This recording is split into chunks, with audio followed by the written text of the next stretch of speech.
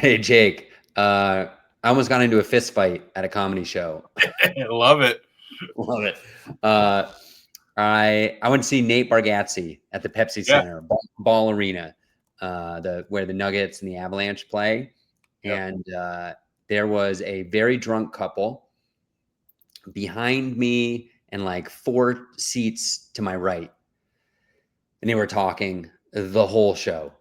And at one point, I thought I made eye contact with the guy and was like, "Zip it," or gave him like a shush kind of motion. But Yeah. finally, like during the feature, like I wanted to nip it in the bud before Bargatze got up. So during the feature, I was aggressively waving at them, and just so it's clear, I'll explain where I was sitting later, but there was nobody in the seats between me and this person.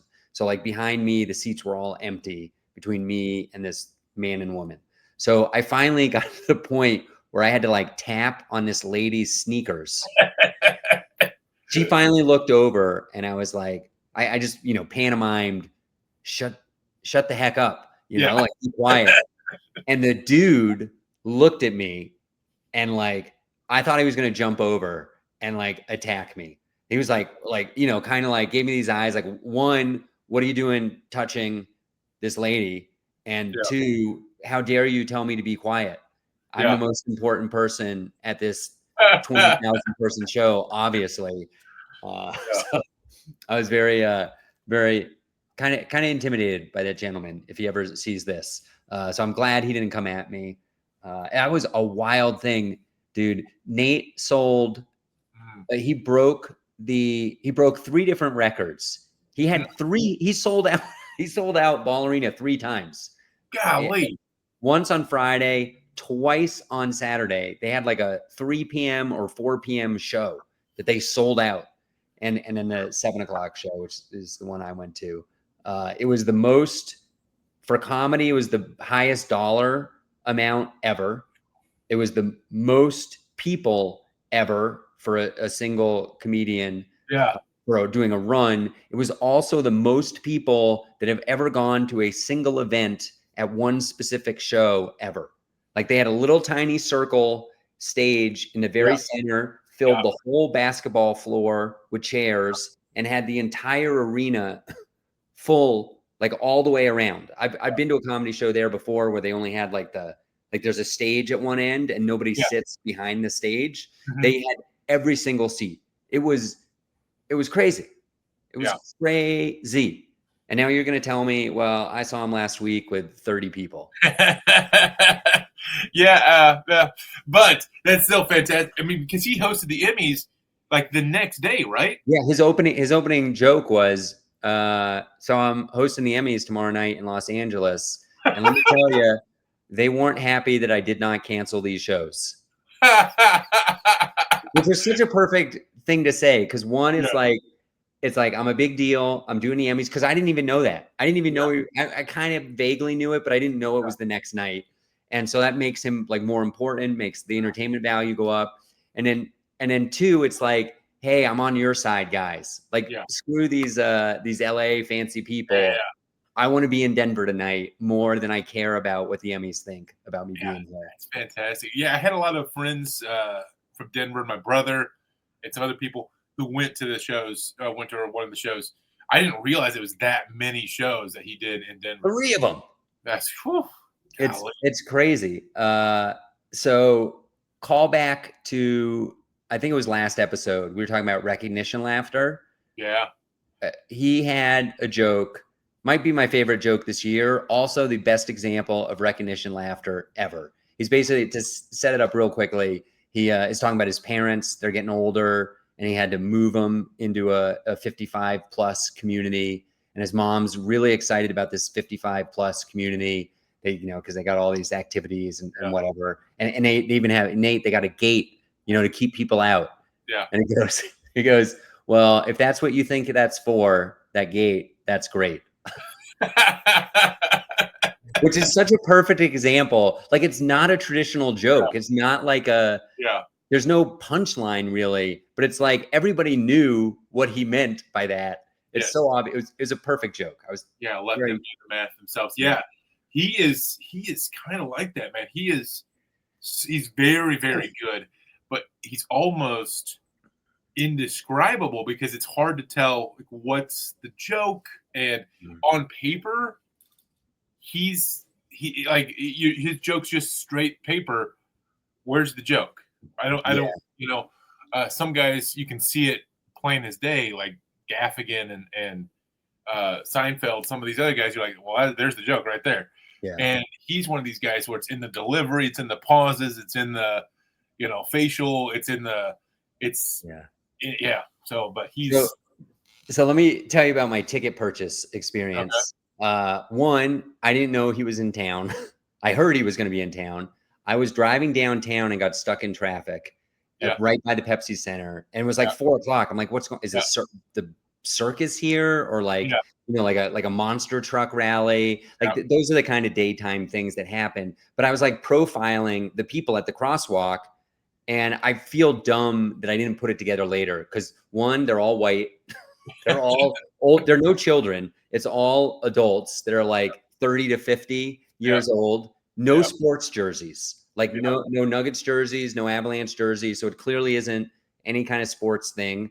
And then like a couple hours later, I found out that Nate was in town. I'm like, oh, that's exactly what that group of 50 people at the crosswalk was. They're for. Yeah, those are Nate. Those are Nate fans right there. When I get on Ticketmaster and they have tickets for the 7 p.m. show, but only the like 300 and section 316. It's like the worst seat. It's the very, very top of the bowl. And I'm like going back and forth. Should I buy the tickets? Should I not buy the tickets? And then finally, I know on Ticketmaster, they won't, once the event starts, they won't sell the tickets. So I think the show was at 7. I bought my tickets at 6:59 p.m. I was kind of hoping they would like go down in price or something. And so here's the math on it. It was $40 a ticket, which isn't too bad. $80 for 2 tickets. Yeah. Take a wild guess what the fees were on an $80 purchase.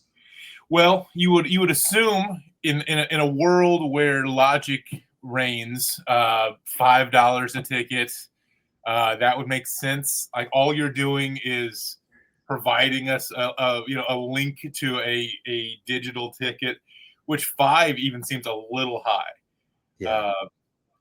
But the reason because you're asking, there's a chance it's going to be a lot higher than that. So what was it? $51 for the order.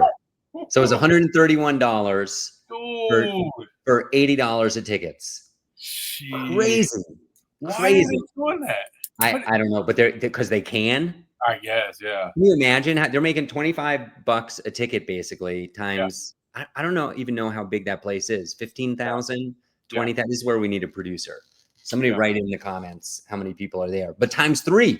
But call it 20,000. $60,000 times 25 is, what is that? $1.5 million. Just something like that. Or 15 million or 150 grand. I don't know. It's 15. It's 15 something. Yeah. That was crazy. Okay, I go. I think of one last story about Nate. But before I do that, what did your brother think of the show, or your friends? Did you talk to them? Yeah, they liked it. So it's always fun when it's a pastor guy that I know. So my brother was a pastor for a while.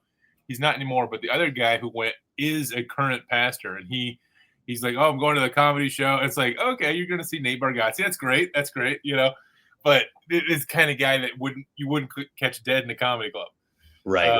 But we'll go see Nate Bargatze at Ball Arena there. So it is fun. I mean, obviously they liked it.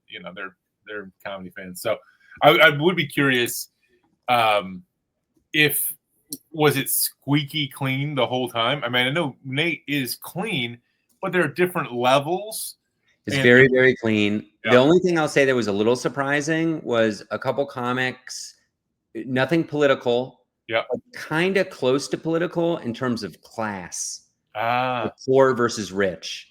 Yeah. There were some jokes there that like I wonder if in an even cleaner show that kind of material wouldn't be allowed.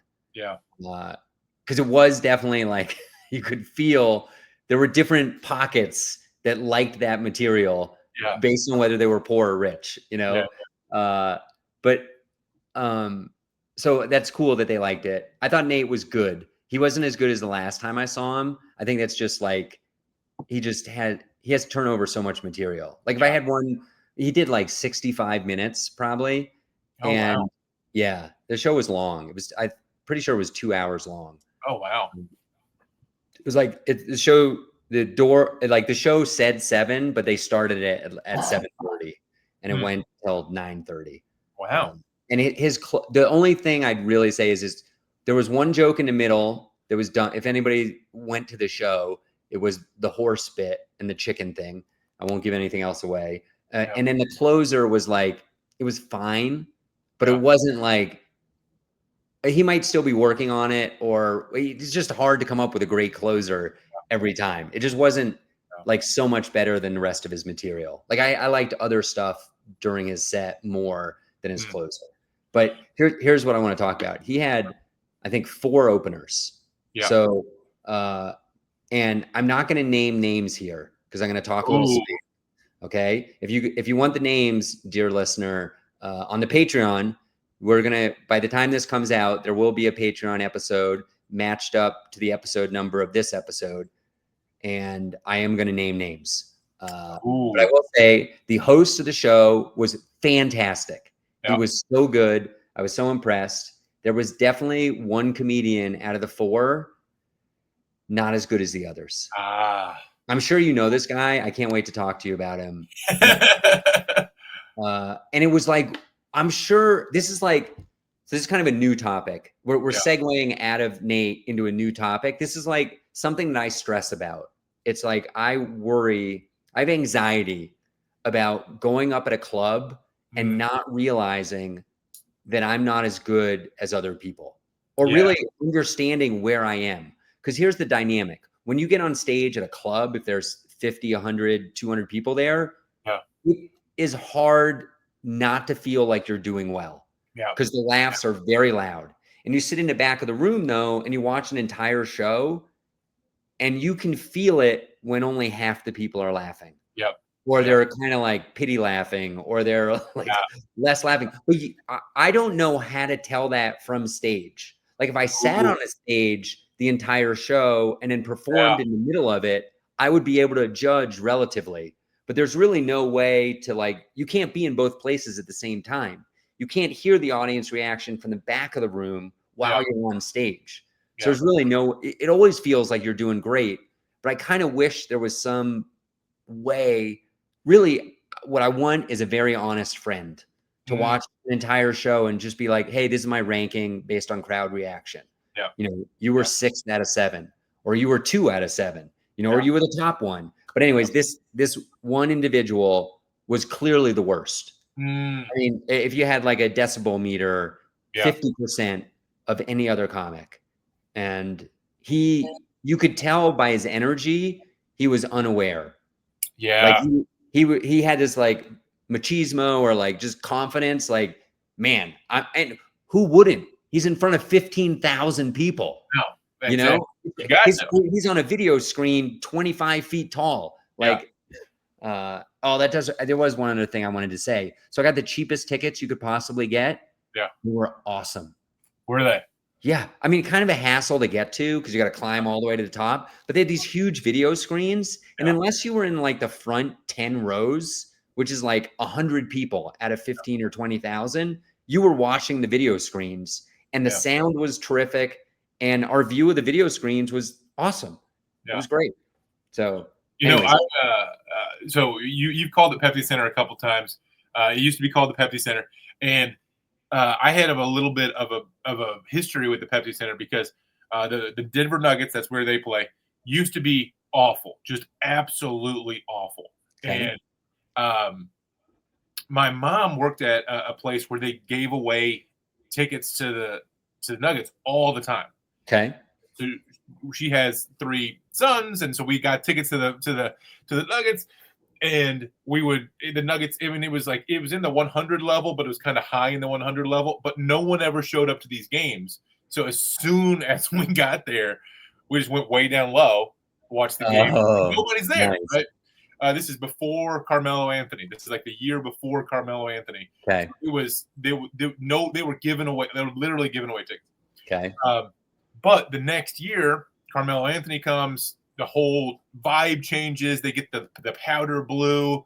You remember that era? The powder blue Nuggets jerseys. They're looking real fly, and they go to the playoffs. So that year we didn't go to any games because you actually had to pay for the games that year. Okay. And they go to the playoffs, and we, my brother and I, get tickets to go to the playoff game, and sitting super, super high, very exciting playoff game, first playoff game in such a long time, and the place was electric the whole time, and they lose, of course, but it was still very electric, and I was curious, like. A comedy show, there, laughter is contagious, and that many people on the same page at the same time for basketball was very interesting. How was that as compared to like a comedy club? Like everybody laughed. Yeah. Does it feel? So I once saw Gabriel Iglesias, Fluffy, at the Ball Arena. It's now called. Used to be the Pepsi Center, and that show. And I was in a club. Like I scalped a ticket outside, and it was a club. Like I was in a club suite kind of thing. Yeah. So it was like standing, and it was a terrible experience. The sound wasn't great. Yeah. I just didn't think the show just wasn't very fun. And so in my head, I was like, arena comedy stinks. But this show totally changed my mind. It felt like I was in a comedy club. Really? Like, yeah, it was really good. Aside from the person talking, that would never happen in a comedy club. But you can't control that. And I felt there was a row of like 6 women right in front of that couple that was talking the whole time, and they never said anything. But I'm sure it was so distracting for them because I was like 5-6 seats away, and it was bothering me. Yeah. And so it did still felt like the contagion of laughter and like big waves, and it felt like all of that the whole time. Other than this one guy's set. Yeah, other than this one guy's set. I like Nate, he's talked so slowly. Yeah. So that's another thing that was slightly different. At a comedy club, you get these like rolling laughter where people are laughing at like 3 jokes ago. I feel like Nate moves so slowly that never happens. That's an interesting. I wonder if arena comedy is like really built for the pacing, because he's got a very unique pacing. That's the weird thing about it. So I've never been to an arena comedy or anything really big. I think the comedy clubs. I mean, I've been to a theater a few times where I've performed at the theater with Edda May. We did that several times, but I have not done anything big. And when I remember when Louis C.K. he's trying to make a comeback. Couple of years ago, he came to Zany. He made it. He can't be on this pod for many reasons, but mostly because he made it. He made it, yeah. But he did a little comeback tour going through Zanies and just did like regular Zanies. Sure. And that was pretty amazing, because this is an arena guy that you're seeing, and he's 10 feet away, and the place is packed, and so that was a lot of fun. But yeah, the other evidence I'll share that it was like for the argument that it was like a comedy club is the host did a lot of crowd work. Really? It was good crowd work. Like it was very funny, and occasionally they only did it like once or twice. It wasn't super successful, but they would show on camera on the video screens like who he was talking to. Oh, nice.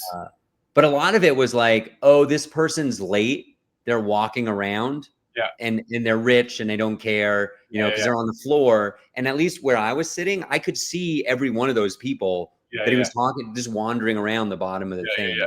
So, but if he says that, you don't need to even see it. You're like, okay, you don't need to see it. Yeah. His jokes about people were very funny, and he was you couldn't hear the audience member saying like where they worked or what they did, but he would repeat it. He was a pro, and so that felt a lot like a comedy club.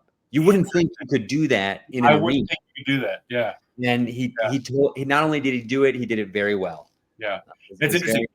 There's a local comedian here in Louisville who I won't say his name. I'll say it. I'll keep it for the Patreon. Okay. Very, very funny guy, and he used to tour with some really big names. Okay. But he's not known for material. He's known for crowd work.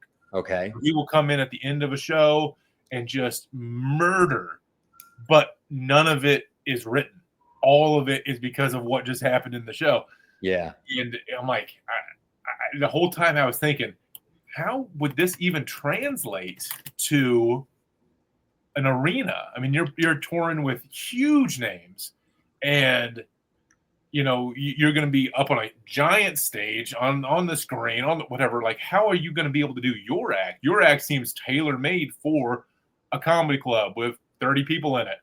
So just so I understand, his crowd work is based on people in the audience or based on material that prior comics delivered? Mostly prior comics. However, so that should work in a big work. Yeah. Except you might not want to make fun of those people. Exactly. If they're fancy.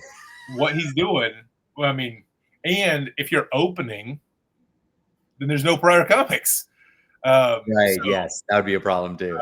But it's probably 60-40. So it's mostly prior comics, but still a lot audience, and not interaction. Not like, hey, where are you from? And then let me make a joke about it. It's like, look at you. You're doing this. You're doing this. You're doing this. Like, not ever letting them talk, just making fun of them, just roasting them. So, but very, very funny guy. Good dude. Amazing. Was there anything else about Nate and that show? All right, I feel like I'm hogging this the thing. I got another story if you want to hear another one, or okay. You got something? Well, yeah. So I did a show last night. Oh my goodness! This is gonna be a good one. This show, oh my goodness, was start to finish just such a bummer of a show. So it was at one of these cool clubs. Not quite comedy club. They do shows on the weekends, and they do shows throughout the week. But it's like not a real comedy club. It's the cool comedy club. It's the alt scene. All that stuff. Okay. And they had this comedy game show. So like it's a game show and it's comedy at the same time. Like, okay, well now neither of those are going to be fun. So they did this. There's 6 comedians on the game show. Okay. And first round we get 1 minute to do one-liners. That's not fun. I don't know. I mean, I don't know if you. Did you know it ahead of time, or they surprised you with it? They gave it to us ahead of time, but okay. I don't like one-liners. I'm not a one-liner guy. It's 1 minute. What is that? 4 one-liners? Yeah, I did about 4 one-liners, and so they're not real stage tested, and okay. So I didn't love it. I had to go very first, and it was okay. And some of the other people, it was okay. So it's just like it felt like I was hamstringed of like, hey, I'm actually good at this, but I look like I'm bad at it. Yeah. And I mean, it's not a traditional comedy show. You can't build momentum. Yes. You can't tell people who you are and joke on that. Yes. And it also felt like there were some comedians that were way less experienced than me that this format is helping. So it was this weird thing. Both are happening at the same time.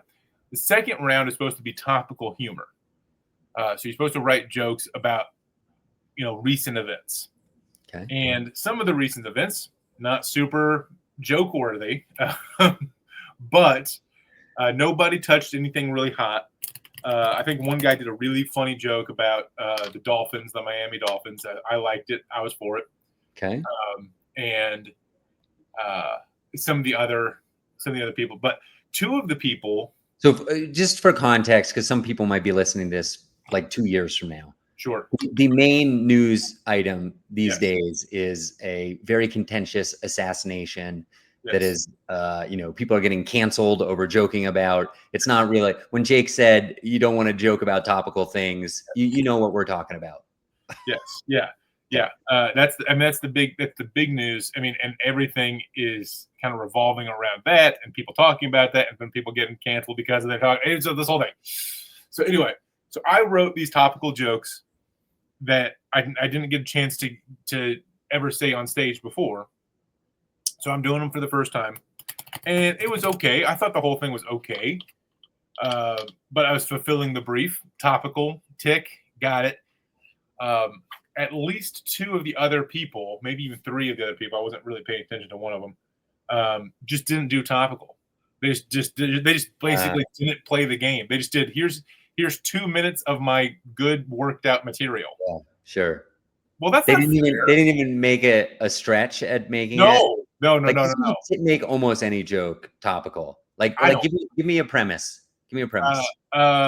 Trump goes to the United Kingdom. Well, Trump is totally topical anytime. Well, he's the president of the United States of America. Give me like a generic, like something you'd yell out at an improv show. A generic. Hot tubs. Okay, hot tubs. I don't know if you guys know this, but somebody died in a hot tub last week in Park City, Utah, the ski town. Go into my material about hot tubs. Yes. It's totally a lie. I fabricated that thing, but you can make anything into a news event and pretend it's topical. I mean, yes, I agree that you can pretend, but you can also see right through it. It's like, from my perspective, I'm like, sure. I'm seeing. You're saying these people didn't even make that effort. They really didn't make that effort. Okay. And I also, one of them kind of did say like, oh, this is topical because, I actually went to Target recently. Yeah. That's not what topical means. That's not what topical means. This kind of comedy show, you call that a concept show, right? Yes. Yeah. So basically your whole gist here is you don't like concept shows. I don't like concept shows, but that's a fair take. So I was going more for late night monologue. Hey, this happened in the news. Here's my joke about it. This happened in the news. Here's my joke about it. And I did 4 of them, and I liked them, but I never tried them for real. So anyway, then the thing that really frustrated me was after the 2 rounds. So after doing one-liners that I've never really done before and doing topical jokes that I've never really done before, they vote, and half of the comedians get to actually do real material and half don't. And you can imagine why I'm salty, because I was in one of the categories. Got it. Yeah, Jake, come on, sour grapes. Sour grapes, big Jake. Totally sour. Because it's like, so I don't know. There's something with a comedian. There's some. This is true. This should be true. Like, if I'm going to a comedy show, this is what I think about hecklers or people that want to interact, or people that, if you want a good night, if you want a nice, entertaining, fun night of comedy, everybody needs to be quiet, and I'm the only one that talks. Right? That's what comedy is. And I think that's totally true, but you sound unhinged at a concert. I know. But like, I've thought about it. I'm like, that's how you have to. This is my perfect. Listen, everybody. The only way I'm happy is if everybody shuts up. I'm the only person who gets to talk. Not the only way not the only way I'm happy. The only way you're happy. You're gonna have a better night if you shut up, and I'm the only one that talks. Unbelievable. So like, that's what a comedy show is. And at a real comedy club, they've got enforcers to make sure that people don't talk. And so it's like, you guys would have had a much. And I said this. I was talking to a buddy on my way there. And I'm like, this is such a ridiculous concept of a show, and blah blah blah. But like, so let me ask you this: would you do it again if you were booked? Oh heck no, absolutely not, absolutely not. No. I told the producer, I was kind of busting the producer, and I did it in a fun way. I was joking. I'm like, hey man, thanks for the shot to the ego. I really needed that. I just booked 2 headlining gigs today, so I really appreciate, now. Like, and hey, next time you do this show, don't call me. Like, I don't care at all. Just never, and this is a guy. So I headlined look, Jake, I got, just for your mental health, and this. I'm telling you something you already know. You can't. This was essentially a competition. Yes. And you didn't win the competition, and you can't. I need to hear this sometimes. You can't. It's dumb. there's no rhyme or reason to comedy competition sometimes, and you cannot let your ego get involved and take a hit just because you don't do as well as you think you should have done or whatever. Well, yes, I totally agree. I'm not, my wife. And this for anybody listening to this who is a comedian, like it is crushing. I have practically cried myself to sleep some nights, and I need to hear that. I'm really saying this for myself. I'm going to play this back someday in the future. No, my wife has said similar things last night, and I was not. It's what it is, right? But it has affected you. You took 10 minutes of this podcast to complain about this ridiculous stuff in your head, buddy. Because it promised one thing. It promised like, hey, come do comedy, and then it's like, nope. Yeah. Well, but you did say that you knew ahead of time that it was. I knew a little bit. And you had the agenda. And that's too bad. I'm sorry to hear it. So that controversial topic, let me run a kind of anonymized joke by you and tell me what you think about, like, if it's usable ever. Yeah. More like a murder than an assassination, since they keep calling the killer first name, last name, instead of first name, middle name, last name. Yes. Yeah, that works, right? I don't want to say anybody's name. I don't want to get like. No, they need to start throwing in the middle name. Yeah, they're not doing it. It's almost like they're. So, but I don't want to tell that joke on stage. I've been on stage twice this week, and I've had that joke ready to go, and I feel like it's pretty, quote unquote, clean. Like it's not offensive, really, because it's hard to say who's. I'm not on anybody's side, really. No, it doesn't feel like it's picking sides at all. Right, but it is. I just don't want to bring it up because it's. I just don't want to add that to something that people are thinking about. Yeah, because it's so controversial. All right, but you think maybe I could try it? Yeah, I think so. All right. Did I want to say anything else about that? No, not really. So after the Nate Bargatze show, like a real comedy psycho, I went to another show. Nice. I went to Comedy Works downtown. Joe List from the last Patreon, huh? Yeah. Was there headlining, and the staff. Did he bring with him the other guy, Tom? No. Oh, so it's probably funny then. No, Tom. Yeah, stop it. You said in the Patreon that Tom was funny. I don't want to spoil the Patreon content, but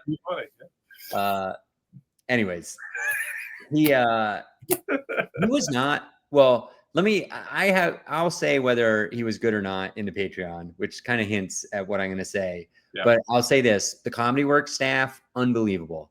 Like the place, it was sold out, and I showed up, probably 15 minutes into the show. There was like 2.5 empty seats in the whole place.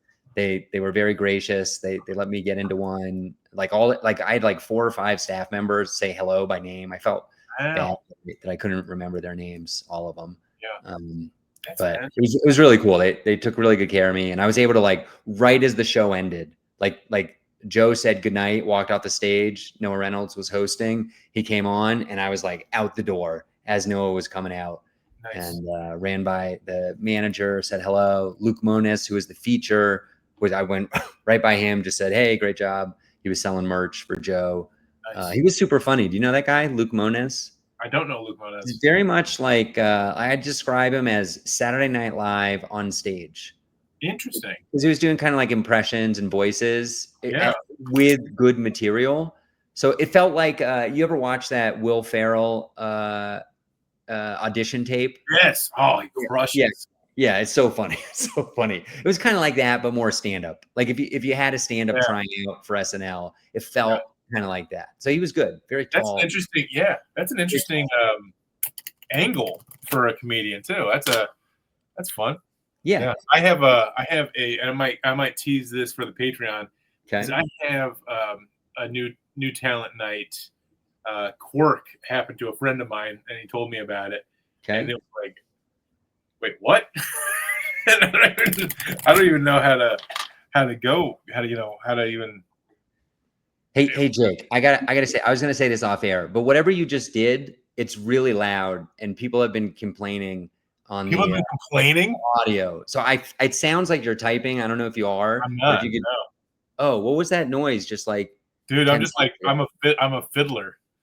Oh, you're like tapping on something, like Yeah, on yeah, the yeah, table. yeah. Yeah, we need to get you like a plush, Okay, a something plush tapper. squishy. Okay, that you can- I got you. I got you. Okay. I got a little tomato. There you go. You Little squeeze plush that. tomato. You Yeah, need your yeah. fidget spinner. It's Great, whatever Jake it is. Hovis here. Dude, I was a debater. I was a college debater for years, and I was a debate coach for many years. And the whole time you're engaging your mind in a debate, you're writing. People don't realize this, but you're writing the whole time. Like I'm judging a debate. It's an hour long, maybe an hour, 10 minutes long. I am writing literally the whole time. Okay. And I can't not do something. It's weird. But well, that's interesting. So sorry, I interrupted. No, you're fine. I don't even know. I mean, yeah. I kind of forget. Okay. Well, let me do this. Let me shout out some countries. I've been looking Okay. at the podcast statistics, and Fun. up until last week, we were only in USA and Mexico. That's United Ooh. States of America and Mexico. And I want to thank India and Mm. Costa Rica for Wow. joining the Mark and Jake Try to Make It bandwagon. Very So exciting. hello, India. Hello, Costa Rica. Yeah. I don't know what they're doing watching us, but they're out there, and we're excited for our India heads and our Costa Pura Vida, everybody from Costa Rica, Pura Vida. So there's that. Well, so I did a show Wednesday up in Frisco, Colorado, fun. and kind of a nightmare getting there. Had to pick up a comedian downtown in Denver. This is going to be a little Denver centric, but you know the area. Downtown, then pick up a comedian in Southeast Denver, kind of like Tech Center area, then drive up to the mountains at, by the way, 5 p.m. Oh my goodness. Total nightmare on a Wednesday. It was rough, but luckily the comedians were so fun to hang out with and talk to. Like Monica Nevis was one of them. She's in town for High Plains Comedy Festival. So funny. Did a show with her in Olympia, Washington a few years ago. And so really lucky. I just hit her. I said, hey, I see you're coming to this festival. You want to come in a night early and do a spot? And she was game. And she was super interesting. She runs like a bunch of big theater shows. She recently booked Adam Ray. You know Adam Ray? Yeah. He's enormous at this point. He's so big. Yeah. He actually in the Patreon, I'm going to tell you a number that's going to make you fall out of your chair. I don't know if I can even say it on the Patreon, what she paid him. I don't know. I'm going to think about that. I'll tell you later. It's a big number. It's a big number, but I'm making a note right now. Adam Ray pay. Adam Pay. You might as well just call him Adam Pay. He got paid. Let me tell you.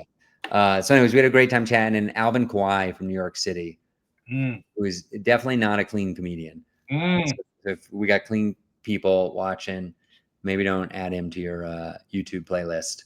But very nice guy and very knowledgeable about the whole New York City scene. And so it was fun. He didn't know Monica. Monica didn't know him. But Monica's got like 2 #1 comedy albums, 2 award-winning specials. She's been doing comedy for 15 years. He just got passed at the Cellar and is working all the time there, telling stories about Louis C.K. and Chris Rock. And she's talking about the Pacific Northwest. And she travels all over the country, headlining clubs. And they were like sharing contact information, and it was really fun to be a part of. So not the worst getting stuck in traffic ever.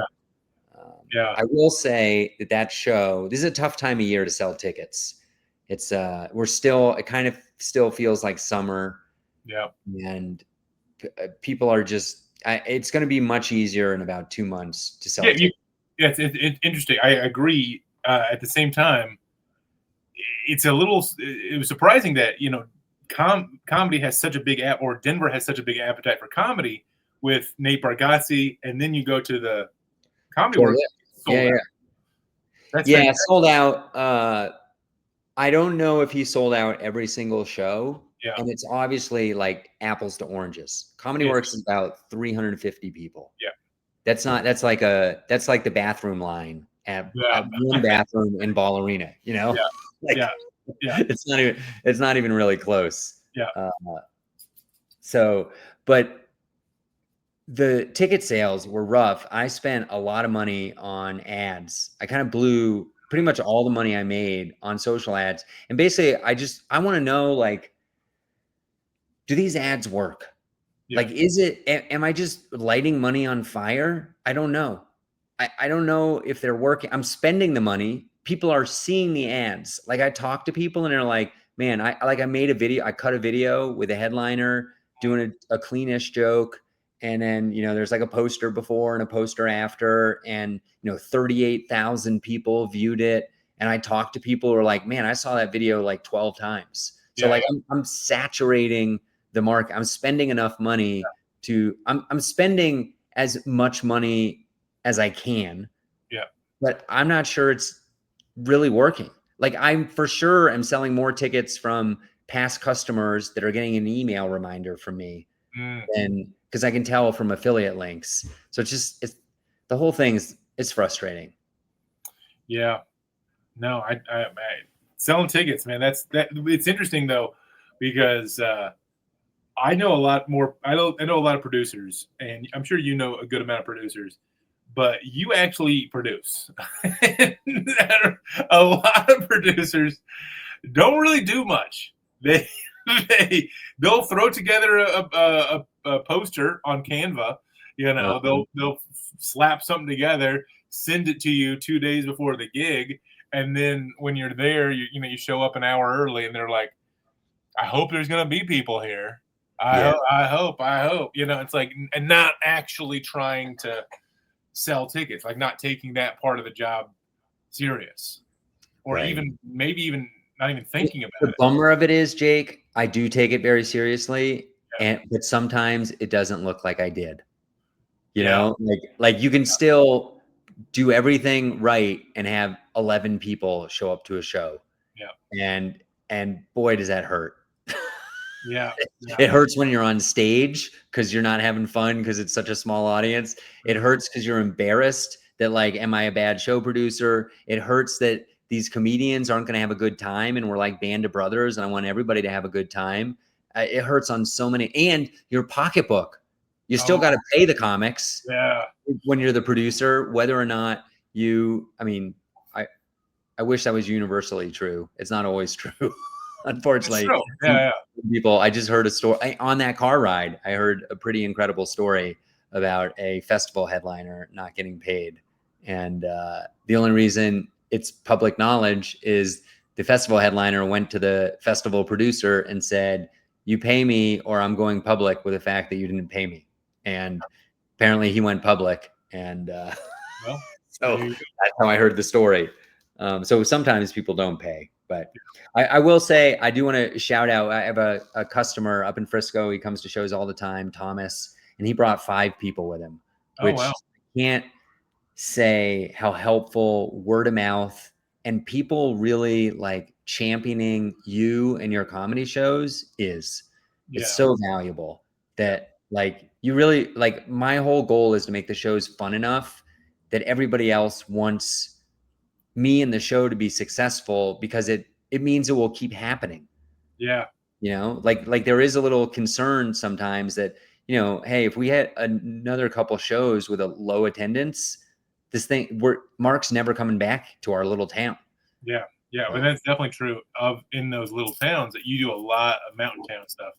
And those, I mean, they're cool places, but they are little towns. They are, they've got the tight knit, and they got the whole. Yeah, I didn't even think of that. You'll be in that exact room about a month from now.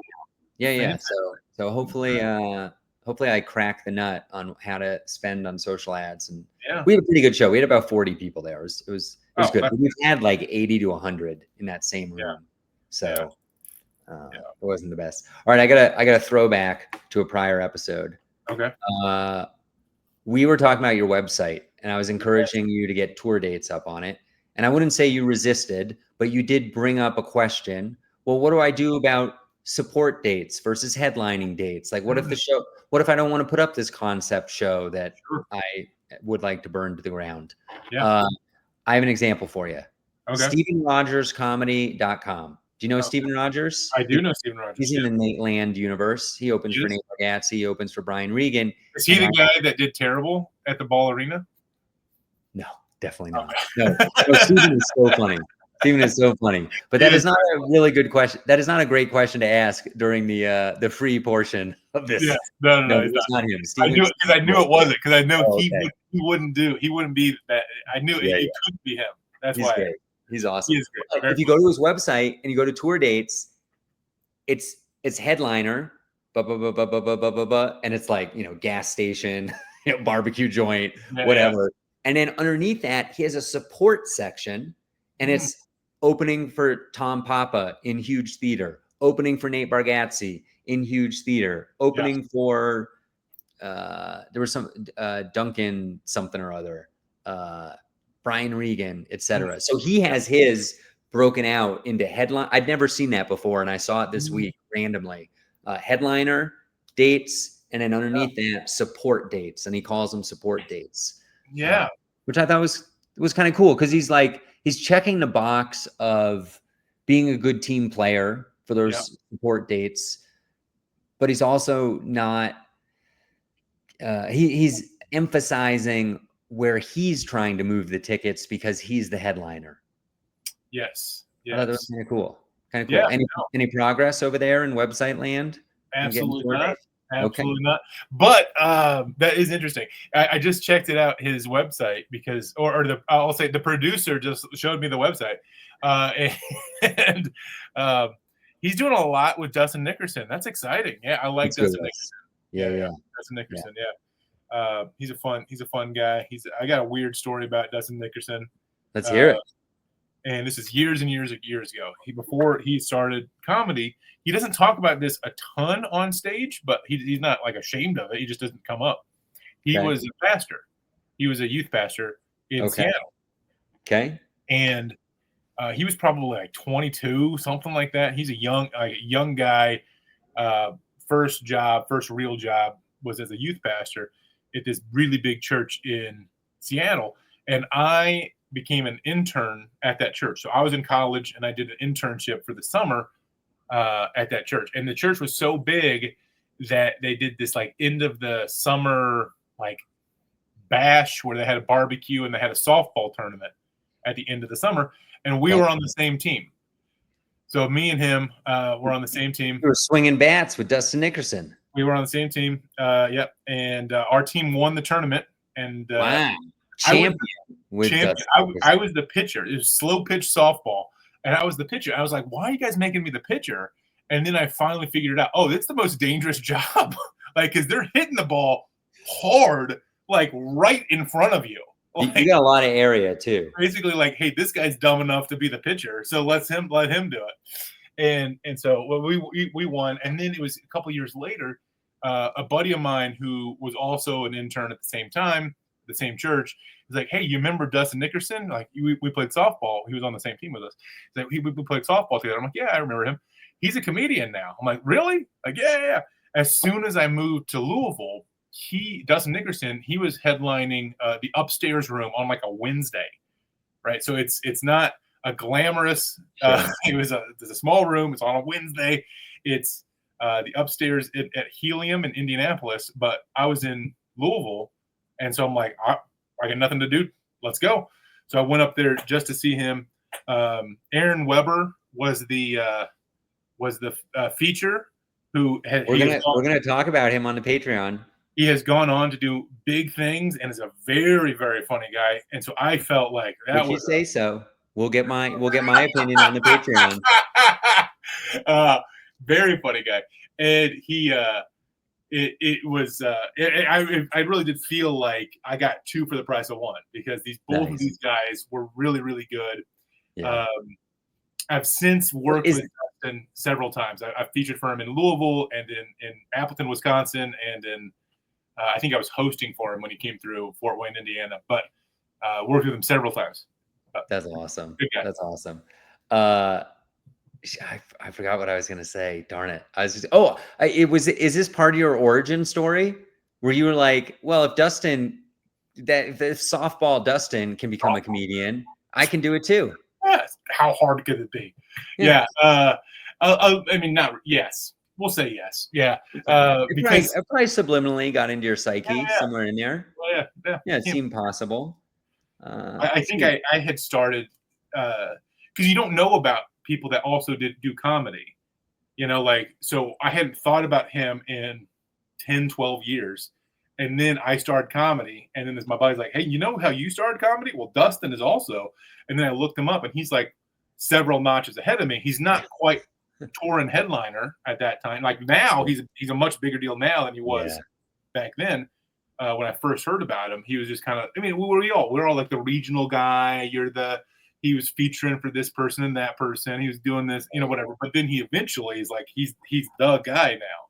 Yeah. A lot of times. So here's something funny you might enjoy. So yesterday I'm driving back from a show and I have a story to tell about last night's show as well. Georgetown, Colorado. You're the best. And I get a text message. Hey, so-and-so gave me your number. It is a comedian out in California. Do you want to feature for me 25 minutes in a theater in XYZ, Wyoming this Saturday? Ooh. And I wrote him back. I'm driving. I'll respond more later, but no, I have a corporate. But maybe I can help. Who is this? Because they didn't give their name. And how much does it pay? Because I was thinking, maybe I'll refer it to somebody, right? So he responds with his name and $100. Okay, now that's okay. Could be okay if it's in Cheyenne, Wyoming, which is like an hour away from Denver. I plugged into Google Maps later, 7 hours and 54 minutes from Denver. Wow. I guess the question for you is, would you ever ask somebody to drive 8 hours for $100? Oh man, I mean, you did it to me once, but that. I mean, obviously, my answer is yes. Yeah, I probably would. Yeah, but yeah. Well, I mean, Wyoming. That's just Wyoming, man. I mean, like most of Wyoming is Cheyenne. I mean, if you've been to Wyoming, most of it is right there in Cheyenne. Or Laramie, but that Laramie's farther away. I think it's like 5 hours. Yeah, I forget the name of the town. I did a show at Casper once for like $40, and just way up there. I mean, the crazy thing is, like 3 years ago, I would have jumped on that. Yeah, absolutely. So, but now I'm like, who do I don't know anybody who I can send that to with a straight face.